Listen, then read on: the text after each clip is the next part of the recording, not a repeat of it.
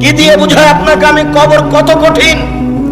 রাসূল সাল্লাল্লাহু আলাইহি ওয়াসাল্লাম বলেন, যখন তাকে কবরে জিজ্ঞাসা করা হবে দ্বীন সম্পর্কে, মুহাম্মদ সাল্লাল্লাহু আলাইহি সাল্লাম সম্পর্কে, ইসলাম সম্পর্কে, সে যদি উত্তর দিতে না পারে, ইয়াজরিবু জারবাতান, এত জোরে তাকে ফেরেশতা মারবেন, ইয়াসিহু সাইহাতান, সে বাপরে মারে করে চিৎকার করবে, ইয়াসমাউ মা বাইনাল মাশরিকিল মাগরিব ইল্লা সাকালাইন, সারা পৃথিবীর জীবজন্তু, কীটপতঙ্গ, পদার্থ, জড় পদার্থ সব কিছু তার চিৎকার শুনতে পাবে, মানুষ আর জিন শুনতে পাবে না। এখান থেকে 50,000 কোটি কিলোমিটার দূরে যে বস্তু আছে সেও শুনতে পাচ্ছে এই কবরের চিৎকার। সে কত জোরে চিৎকার করছে আপনাকে আমি বোঝাতে অক্ষম। মুহাম্মদ সাল্লাল্লাহু আলাইহি ওয়াসাল্লাম বলেছেন, যে মারে সে চোখে দেখে না, যে মারে সে কানে শুনে না, যে মারে সে ফেরেশতা, তার রং বিভিন্ন ধরনের, কালো নীল, ভিন্ন ধরনের রং, চোখে দেখে না, কানে শুনে না, কোথায় মারছে আর চিৎকার যে করছে ও শুনতে পায় না, যার কারণে তার মারার গতির পরিবর্তন হয় না। মারে যে সে পুলিশ নয়, মারে যে সে মানুষ নয়, সে খায় না, পেশাব করে না, তার সংসার নাই, তার বিবাহ শাদী নেই, তিনি হচ্ছেন ফেরেশতা। প্রথম বাড়িও যেমন, শেষ বাড়িও তেমন, এইভাবে তাকে মারতে থাকবে বিচারের দিন পর্যন্ত।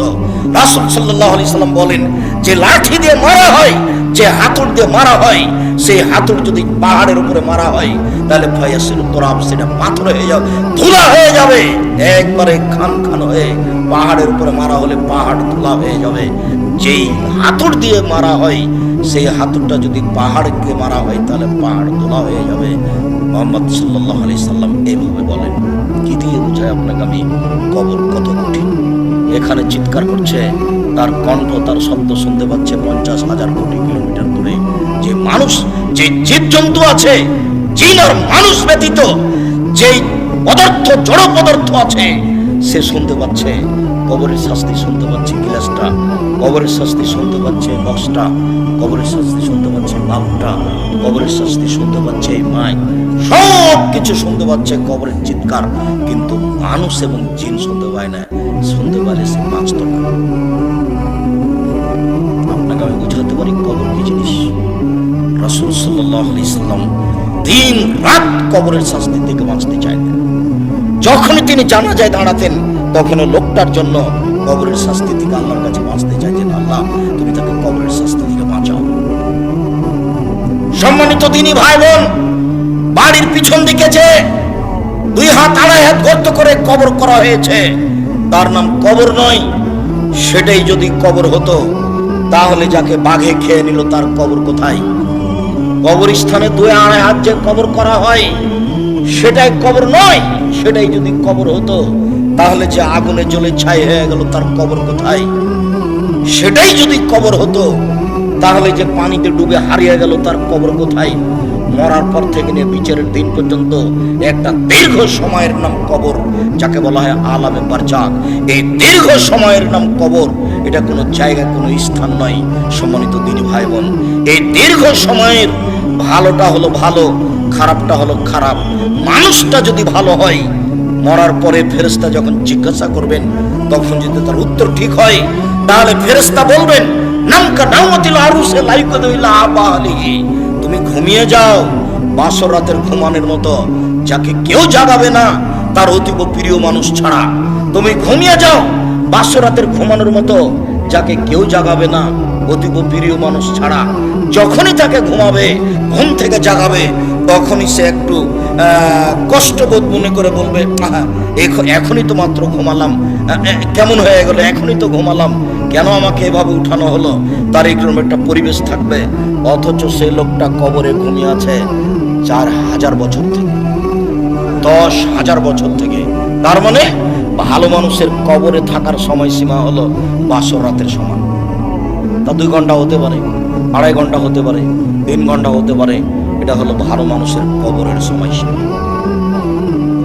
আর যারা খারাপ মানুষ, তারা তো আপনাকে আর আমি কি দিয়ে বুঝাই? কবরের শাস্তিকে স্বপ্নের মতো বলা যেতে পারে। আপনি পাশে বসে আছেন, আপনার ভাই শুয়ে আছে, ঘুমিয়ে আছে, গোখরা সাপ তাকে দংশন করছে, সে বাপরে মারে করে চিৎকার করে পালিয়ে যাচ্ছে ঘুমের ঘরে। এরপরে তার ঘুম ভেঙে গেল, ঘুম ভাঙতে দেখতে পাচ্ছে গমা সাপ কত বড় ছিল, রং কেমন ছিল, কিভাবে কে দংশন করছে, সে সব কিছু এখন অক্ষর অক্ষরে বলে দিতে পারবে ঘুম থেকে উঠে।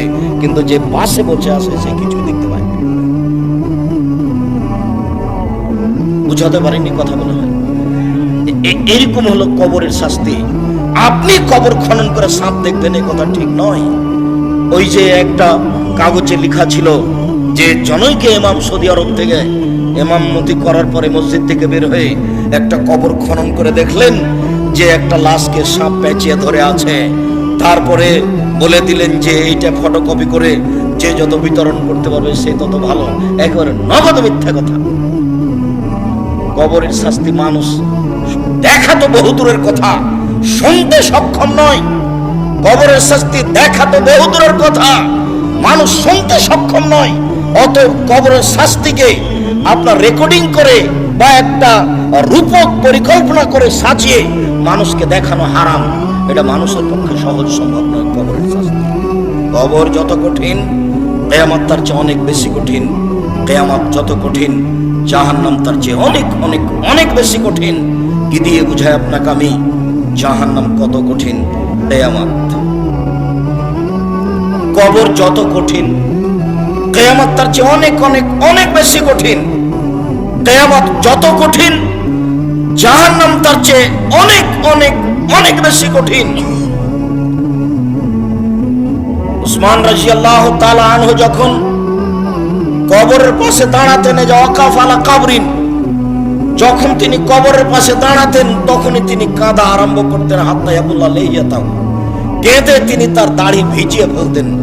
তাহলে কবরের পাশে দাঁড়ালেই তার দুই চোখের পানি ঝরঝর ঝরঝর করে ঝরে আসতো। তাকে বলা হলো তাজকুরুল জান্নাত ওয়ান নার ফালা তাবকি মিন হাযা, আপনি নিচে জাহান্নাম জান্নাতের কথা বলেন, তাতে আপনি কান্নাকাটি করেন না, কিন্তু যখনই আপনি কবরের পাশে দাঁড়ান তখন আপনি এত কাঁদেন কেন? যার কারণে দুই চোখের পানি ঝরে আপনার দাড়ি ভিজে যায়। এইভাবে আপনি কান্নাকাটি কেন করেন? তখন তিনি বললেন, পৃথিবীর মানুষ শুনে রাখো, ইন্নাল কবর আউয়ালু মানজিল মিন মানাজিলিল আখিরাহ, কবর হচ্ছে পরকালের প্রথম স্তর, প্রথম বিপদ। ভাই না জামিনহু ফাবাদ আইসর মিনহু, মানুষ যদি কবরে বেঁচে যায় তাহলে এরপরে যত স্তর আছে সব সহজ হয়ে যাবে। মানুষ যদি কবরে বাঁচতে না পারে তাহলে এরপরে যত স্তর আছে সব আরো কঠিন ও জটিল হয়ে যাবে। কবর যত কঠিন কিয়ামত তার চেয়ে অনেক বেশি কঠিন। কিয়ামত যত কঠিন জাহান্নাম তার চেয়ে অনেক অনেক অনেক বেশি কঠিন। ওই ছেলেটা ওভাবে হাঁটছে কেন? আরো মানুষ তার দিকে দেখলে তো আমার কথা বুঝতে পারবে না। দয়া করে কোনো কাজ দেখায়েন না, কিছুক্ষণ অপেক্ষা করেন। আমি আব্দুল্লাহ বিন ফজল নই যে ভোর পর্যন্ত বক্তব্য দেব। আমি অত কোরআন হাদিস জানি না, সারা রাত বক্তব্য করি না। আপনি দয়া করে নিজের কোনো কাজ দেখাবেন না। আমি আপনার জন্য এসেছি কষ্ট করে। মহিলা মানুষ, আপনাকে বলছি, ঢং ঢং করে এসেছেন, ঢং ঢং করে গল্প করতে করতে যায়েন না। আপনার একটা লজ্জাবোধ থাকা দরকার, আপনার একটা ইতস্তবোধ থাকা দরকার, একটা আপনার হায়াবোধ থাকা দরকার। আপনি মহিলা মানুষ, আপনার একটু শরম হয় না কেন? আপনার একটু হায়া হয় না কেন? এত গল্প করেন কেন? ঢং ঢং করে গল্প করতে করতে আসলেন, আবার চলে যাচ্ছেন। আপনি বুঝতে পারেন না যে আমি মহিলা মানুষ, আমার একটা লজ্জার ব্যাপার আছে, আমার একটা শরমের ব্যাপার আছে। জাহান্নাম মহিলা দিয়ে ভরা, দিন রাত শুনছেন, হুঁশ হয় না? জাহান্নাম বলতে নারীকে বুঝায়, জাহান্নাম বলতে নারীকে বুঝায়। এ কথা আমরা তো বলিনি, এ কথা মুহাম্মদ সাল্লাল্লাহু আলাইহি ওয়াসাল্লাম বলছেন। আল্লাহ রাসূল বলছেন, আমি জাহান্নামের দিকে তাকিয়ে দেখলাম অধিকাংশই নারী। আবু হুরায়রা রাদিয়াল্লাহু আনহু, এই ছেলে, তুমি এভাবে সাড়া দিবা না, কোথায় চুপচাপ বসে থাকো, তুমি লজ্জাবোধ করো। তোমার মাই তো এখানে বসে আছে ছোটবেলা পরে, তোমার শরম হয় না? তোমার ইতস্তবোধ হয় না? তুমি বলে দিও তোমার মা যেন এরকম ছোটবেলা পরে আর দিন না কাটায়, সময় না কাটায়। তোমারও তো ইতস্তবোধ হওয়া দরকার। তোমার বাপ এখন দাঁড়িয়ে চেঁচা এখানে বসে আছে, ঢং দেখাচ্ছ, ধর্মকে পাগল পেয়েছো বাপ বেটা। নিজেকে মুসলমান মনে করো, দিন ধর্ম মেনে চলার চেষ্টা করো, সময় শেষ হওয়ার কোনো পথঘাট মানুষের কাছে নেই। অতএব লজ্জাবোধের দাবি রাখি। কথার মধ্যে উপস্থিত বৈঠকের মুসলিম বোন, আপনাকে নিয়ে দুটা কথা বলছি, শোনেন। আবু হুরায়রা রাদিয়াল্লাহু তাআলা আনহু বলেন, রাসূল সাল্লাল্লাহু আলাইহি সাল্লাম বলেছেন, সিনফান মিন আহলিন নার লামারাহুমা, দুই শ্রেণীর মানুষ জাহান্নামে যাবে, আমি তাদের দেখিনি। দুই শ্রেণীর মানুষ জাহান্নামে যাবে, আমি তাদের দেখিনি। ওমন মাহুম সায়াতুন, এক শ্রেণীর মানুষ তাদের হাতে থাকবে লাঠি, কাদনাবিল বাকার, গাভীর লেজের মতো, একদিক মোটা একদিক চিকন, তাদের হাতে লাঠি থাকবে। এদের মধ্যে নাস, তা দিয়ে তারা মানুষকে মারবে। প্রশাসনের হাতে এরকম লাঠি থাকে। যারা কলেজ বিশ্ববিদ্যালয়ে পড়ে, ধর্মের শিক্ষার নামে ঢং করে বেড়ায়, তাদের হাতে এরকম লাঠি থাকে। যারা দলীয় দাপট দেখায়, দাঙ্গাবাজি করে, ক্ষমতা দেখায়, জোর করে জমি দখল করে, জোর করে এলাকা দখল করে, মানুষের মান সম্মানের হানি করে, মানুষকে জোর করে অপমান করে জেল হাজতে দেয়, এদের হাতে এরকম লাঠি থাকে। এরা যেন মনে করে জাহান্নাম আমার জন্য অপেক্ষা করছে। জুলুম করে, দাঙ্গাবাজি করে, ক্ষমতা দেখিয়ে, দাপট দেখিয়ে বেশি দিন টিকা যায় না। ফেরাউন ডুবে গেছে, অতএব আপনার জন্য জাহান্নাম অপেক্ষা করছে, আপনি থামুন। আপনাকে আমি অনুরোধ করেছি, ক্ষমতা দেখিয়ে, দাঙ্গাবাজি দেখিয়ে, জুলুমবাজি করে, মানুষের প্রতি অন্যায় অবিচার করে, ক্ষমতা দেখিয়ে, মানুষকে জেল হাজতে দিয়ে, মানুষকে অপমান করে 1 মিনিট বাঁচার চেষ্টা করিয়েন না।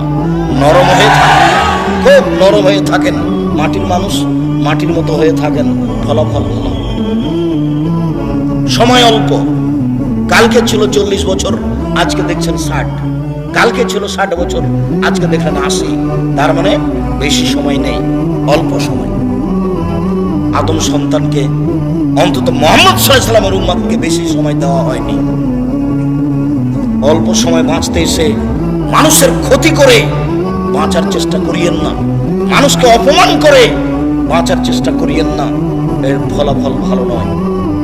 রাসূল সাল্লাল্লাহু আলাইহি ওয়াসাল্লাম বলছেন, কেউ যদি কারো মান সম্মানের হানি করে, তাহলে সেই দিন আসার আগেই যেন হাত ধরে সমাধা করে নেয়, যেদিন কোনো টাকা পয়সা থাকবে না।